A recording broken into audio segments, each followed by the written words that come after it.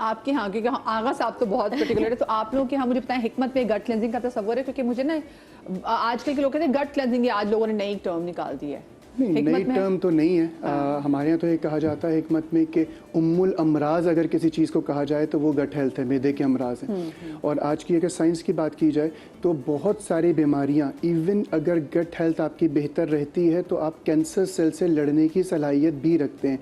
Gut health अगर आपकी ख़राब है तो आप साइकोलॉजिकल इश्यूज़, जिसको हम डिप्रेशन, एंजाइटी कहते हैं, वो भी होने के चांसेस कंपैरेटिवली ज़्यादा हैं। तो अगर देखा जाए तो गट हेल्थ वाकई उम्मुल अमराज है और बहुत सारी बीमारियों की जड़ हो भी सकती है। और अगर गट हेल्थ आपकी ठीक है तो आप बहुत सारी बीमारियों से जल्द शिफायाब भी हो सकते हैं। सही, ठीक है। अच्छा, आप क्या बनाने जा रहे हैं? अच्छा, मैं 4 चीज़ें बता रहा हूँ। सबसे पहले तो मैं ये कहूँगा कि मीठा।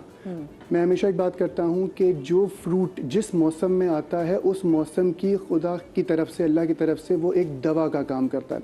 इस मौसम में अगर हम बात करें तो हमें मीठा भी मिल रहा है, हमें जापानी फल जिसको हम लोग भी कहा जाता है, ये दोनों फल जो हैं वो डेंगू, मलेरिया और चिकनगुनिया के लिए एक बेहतर दवा साबित हो सकते हैं, क्योंकि ये एंटी इन्फ्लेमेटरी प्रॉपर्टीज़ भी हैं।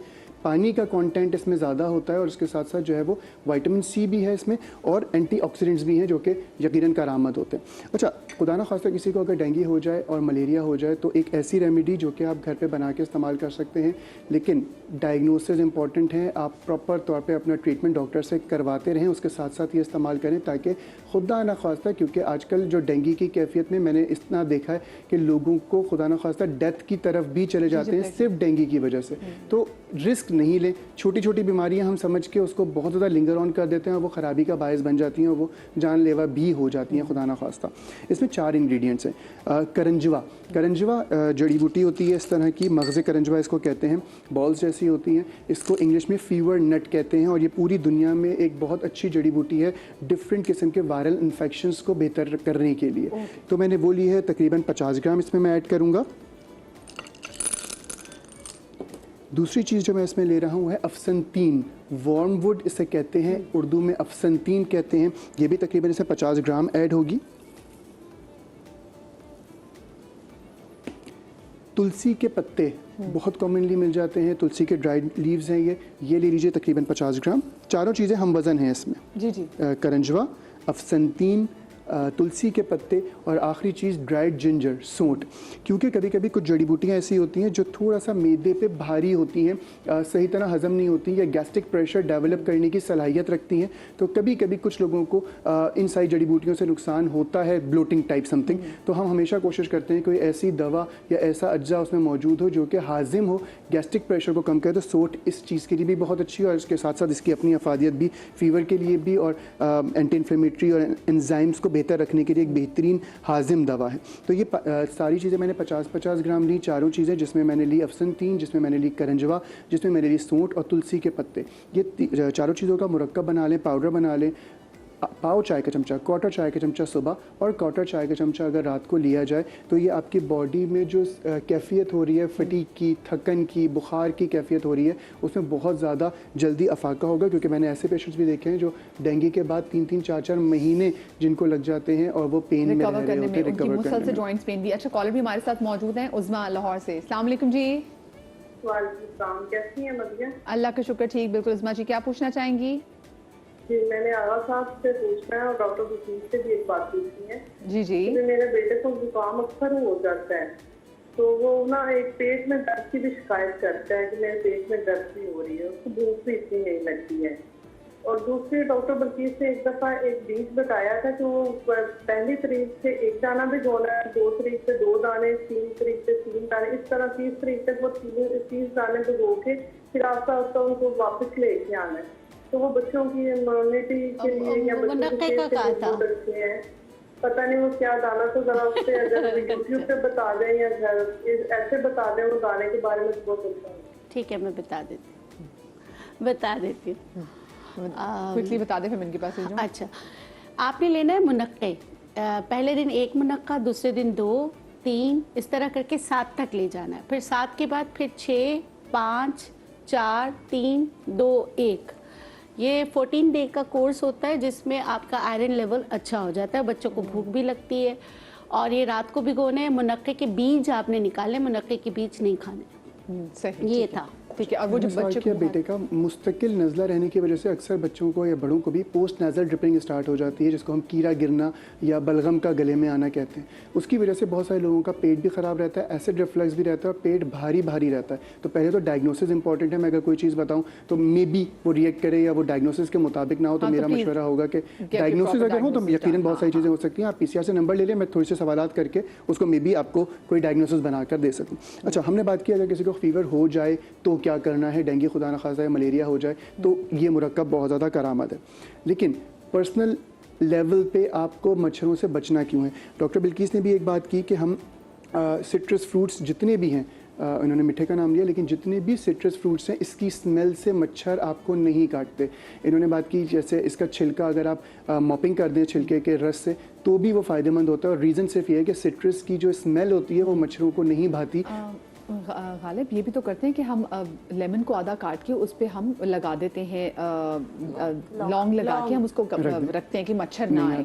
तो और ये नहीं कुदरत की आते। कितनी अच्छी रेमेडी है। तो जी। अल्लाह की तरफ से बहुत सारी चीज़ें हैं ऐसी जो हम छोटी छोटी कर सकते हैं विदाउट एनी साइड इफ़ेक्ट्स कर सकते हैं, लेकिन शायद हम कभी कभी जो है वो थोड़ी सी मेहनत हमें भारी पड़ रही होती है और बहुत बड़ी फिर हमें कुर्बानी देनी पड़ती है। अच्छा, इसमें 3 चीज़ें ले रहा हूँ। ये एक ऐसा मॉस्किटो रेपेलेंट है जो कि आप घर में बना सकते हैं। इसको बच्चों को भी स्प्रे कर सकते हैं, इवन इन्फेंट्स को भी कर सकते हैं विदाउट एनी साइड इफ़ेक्ट्स है और घर की चीज़ें हैं। प्योर अर्के गुलाब मैंने इसमें लिया है, तकरीबन 1 कप लूँगा मैं। सिर्फ इतना सा टुकड़ा दालचीनी का, इसको एक जोश देंगे और उसके बाद इसको छान लेंगे। छानने के बाद इसमें सिर्फ और सिर्फ एक पूरा लेमन स्क्वीज़ कर दें, स्प्रे वाली बोतल में रखें और फ्रिज में रख दें। 4 से 6 दिन ये ख़राब नहीं होगा। उसके बाद इसमें फंगल इन्फेक्शन आ सकते हैं तो यूज़ ना करें, लेकिन आप समझे 5 दिन तक आप इसको इस्तेमाल करें। सिर्फ फ्रिज में रखें, जब भी यूज़ करना है उसको अच्छी तरह शेक करें और स्प्रे कर दें। किसी को भी कर सकते हैं, कोई इशू नहीं है। सिर्फ एक चीज़ कि किसी को एक्जिमा या किसी भी किस्म की fungal infection plus skin infection नहीं हो, क्योंकि इसमें लेमन है, वो स्किन इन्फेक्शन में एग्रीवेशन पैदा कर सकता है, वो खराब हो सकती है। अच्छा, ये हो गया पर्सनल। अब पूरे घर को किस तरह बचाएं? तो रसूलुल्लाह सल्लल्लाहु अलैहि वसल्लम की जो पसंदीदा चीज़ थी एक काम जिसमें लुबान जलाना है। तो लुबान ना सिर्फ ये कि नेगेटिविटीज़ को ख़त्म करता है, मच्छरों को और डिफरेंट जो फ्लाइज होते हैं उनको बेहतर करता है, और एक अलग सा अरोमा होता है जो कि आपके मेंटल हेल्थ को भी बेहतर करता है। इसमें 3 चीज़ें ले रहा हूँ मैं। लुबान बहुत कॉमनली मिल जाता है, इसमें लुबान लेंगे, थोड़ा सा लुबान जलाएं, उसमें हरमल, ये इस तरह की जड़ी बूटी होती है, जैसे कलौंजी होती है, इस टाइप का ये होता है, ये 1 चुटकी डाल दें ऊपर जलाने के बाद। और सिर्फ नीम के पत्ते एंटी इन्फ्लेमेटरी भी हैं, एंटीसेप्टिक भी हैं, तो ये बहुत अच्छी एक दवा हो सकती है। ये इस तरह बस आपने डाल के इसका जो धुनी है वो पूरे घर में दे, जिस तरह डॉक्टर बिल्किस ने भी कहा कि दोपहर के टाइम पे या शाम के टाइम पे इसको दिया जाए, खासकर ऐसे एरियाज़ में जहाँ पे मच्छर पनप सकता है। ऐसे कुछ कोने होते हैं घर के जहाँ पे जो है वो ज़्यादा पैदा होने की सलाहियत होती है, तो वहाँ पे लाजमी दीजिए, और ये एक बहुत अच्छा अरोमा भी आपके घर में पैदा करेगा और इसके साथ साथ मच्छरों से भी बचाव का एक बायस बनेगा। अब चले जाते हैं घर से बाहर, जहाँ पे मच्छर की बेसिकली अफजाइश हो रही है, बन रहे हैं, जहाँ से आ रहे हैं। 1 गिलास पानी लें, कैम्फर बहुत ईजिली आपको मिल जाएगा। ये इस तरह का होता है जैसे बर्फ़ टाइप, ये पिघला हुआ है थोड़ा सा। इसका एक आप ये कह रहे हैं रॉ साइड अगर देखें तो ये पत्थर नुमा एक छोटा सा होता है और इतना सॉफ्ट होता है कि इसको दबाएंगे तो टूट जाएगा। ये इसमें मैंने सिर्फ आधा चाय का चमचा लिया 1 गिलास पानी में। और दूसरी चीज़ मैं ले रहा हूँ नीम का तेल, तकरीबन 10 to 15 ड्रॉप्स। ठीक है, ये नीम का तेल इसमें ऐड कर दिया, इसको अच्छी तरह शेक करके रख लें। आपके जहाँ पे पौधे हैं उनके ऊपर भी डाल दीजिए, जो सॉइल है उस पर डाल दें, तो मच्छर की जो पनपने की सलाहियत है वो ख़त्म हो जाएगी। एंटीसेप्टिक भी है और एंटीबैक्टीरियल भी है, तो ये एक ऐसी चीज़ बन गई जहाँ पे पौधों को नुकसान भी नहीं होगा, आप आराम से पौधों को फ़ायदा होगा।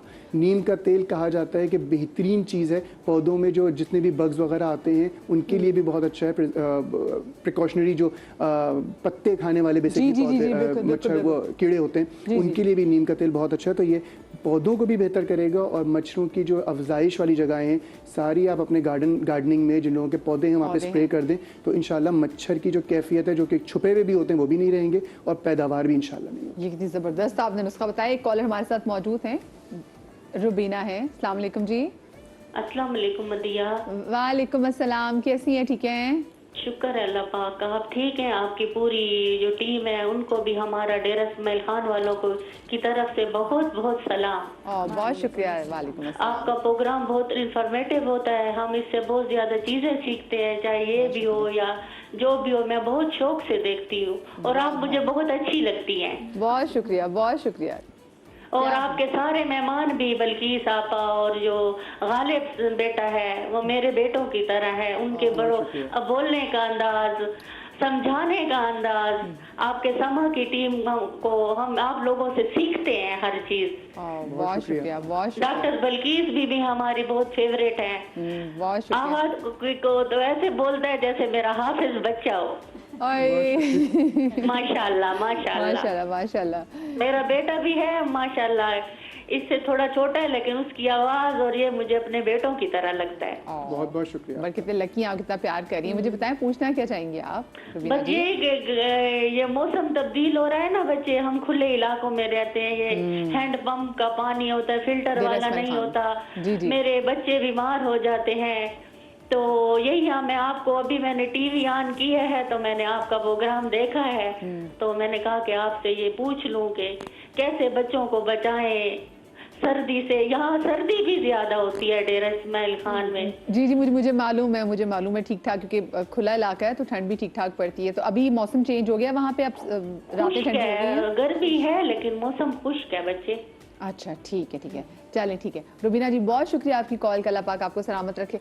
कैसे बचाना है वही वाली बात कि ये अच्छी कुछ हमने काफ़ी आज तरकीबें आई एम श्योर जब यूट्यूब पे। देखिए आप जिस इलाके में रहती हैं, जैसे आपने कहा ट्यूबवेल का पानी होता है, तो सबसे पहले तो ये कि पानी हमेशा बॉयल करके पिए। जितनी भी चीज़ें होती हैं इम्प्योरिटीज़ कम से कम वो 90% तो कम हो जाती है। तो सबसे पहले जो है वो पानी तो बॉयल करके पिए। नंबर 2, जिस तरह इन्होंने बात की, डिफरेंट जिस इलाके से ये ताल्लुक़ रखती हैं बहुत खुश्क है, सर्दी भी यहाँ की होती है तो बहुत खुश्क होती है। दालचीनी का अगर कहवा बना के रेगुलर बेसिस पे लिया जाए, सिर्फ एक छोटा सा टुकड़ा दालचीनी का ले लें, इतना 1 गिलास पानी में पकाएं, जब पौना कप रह जाए तो छान कर पी लें।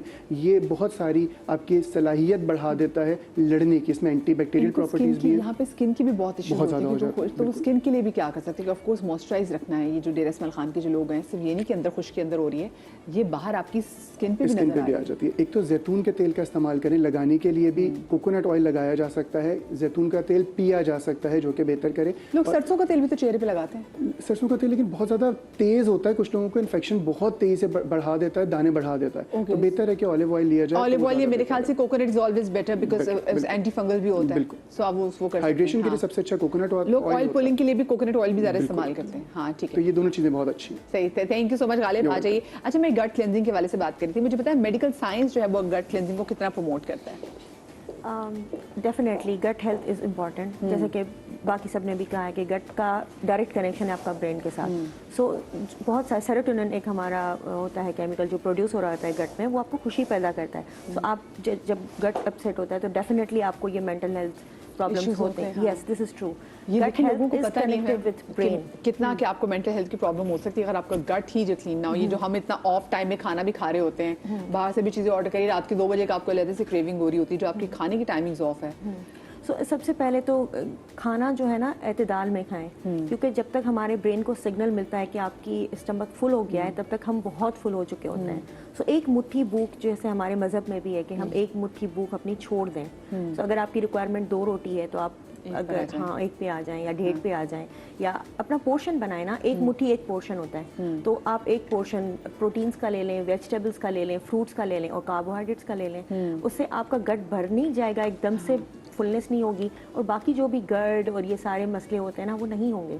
इससे वेट भी आपका कंट्रोल रहता है। दूसरा, पानी, हाइड्रेशन, जैसे कि बात की गई कि boiled water, I would suggest कि ये सबसे प्रिवेंशन पे अगर हम काम कर रहे हैं ना, जैसे कि मैं तो फैमिली फिजिशियन हूँ और हम प्रिवेंशन पे और ट्रीटमेंट पे दोनों पे काम करते हैं। सो prevention is better than cure. सबसे पहले तो आप होने ना दें, उससे आप बॉइल्ड वाटर यूज़ करें। इवन जो हमारे बॉटल्ड वाटर आता है उसको भी बॉयल करने की ज़रूरत होती है, क्योंकि वो बॉइल्ड नहीं होता, उसमें जैसे कि प्रिजर्वेटिव्स होते हैं और ये सारी चीज़ें, तो वी शुड बॉयल दैट। और बाकी आपकी गट हेल्थ, हमने तो पैसे खर्च किए, हाँ बहुत ज़्यादा पैसे खर्च कर रहे होते हैं उस पर, लेकिन फिर भी उसको बॉयल करने की ज़रूरत होती है। दूसरा, आप हेल्दी चॉइसेस हों आपकी, जैसे आपने कहा कि जंक फूड का इस्तेमाल बढ़ गया है, तो वेजिटेबल्स का इस्तेमाल कम है, फ्रूट्स का इस्तेमाल कम है, सैलड्स का इस्तेमाल कम है, वो अगर बेहतर होगा तो आप जो खाएंगे ना वही आपको लगता भी रहेगा और आपकी बिल्ड उसी तरह की बनती रहेगी। सही। डॉक्टर साहब आप मुझे बताएं, हम अपने खाने पीने की कहते हैं ना कि जो रूटीन में ऐसी क्या सबसे बड़ी